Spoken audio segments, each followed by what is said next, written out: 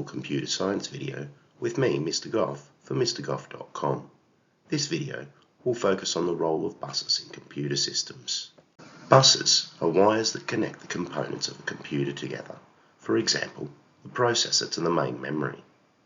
There are 3 buses required to transfer data between the parts of the computer: the address bus, the control bus, and the data bus.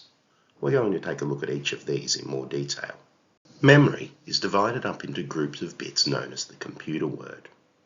Most modern computers have a 32 or 64-bit word size. Each word in memory has its own memory address.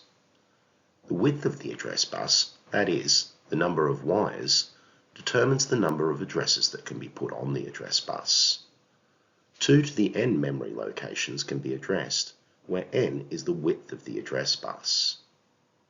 The address bus is unidirectional.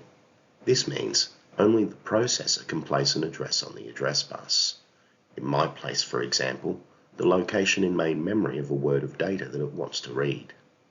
The address bus also addresses the various input-output ports. The data bus, unsurprisingly, carries data between the different parts of the computer. The processor, main memory, and disk input-output controller can put data onto the data bus or take it off. The graphics controller receives data from the data bus to display on the screen. As the screen has no data to send back, there's no need for it to flow in the other direction. Some devices, such as keyboards or mice, put data onto the data bus. Some receive data, such as speakers. Some do both of these things, such as a controller for games that receives force feedback to be able to make the controller shake. The control bus is bidirectional. It transmits instructions between the components of a computer.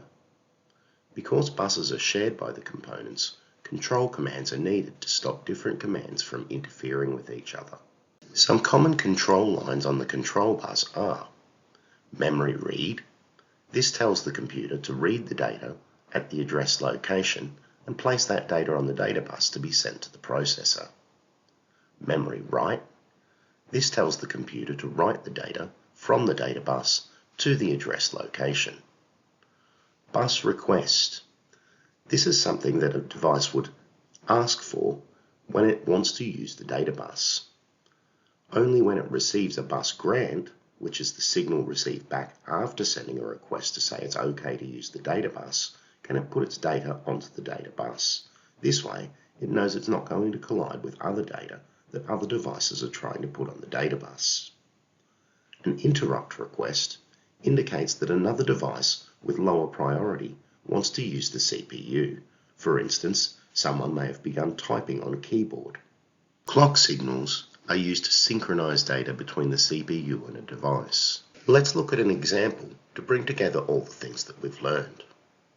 To read data from RAM, the address of the word to be read is placed on the address bus, and the data read control signal is sent to tell it to fetch the data from main memory.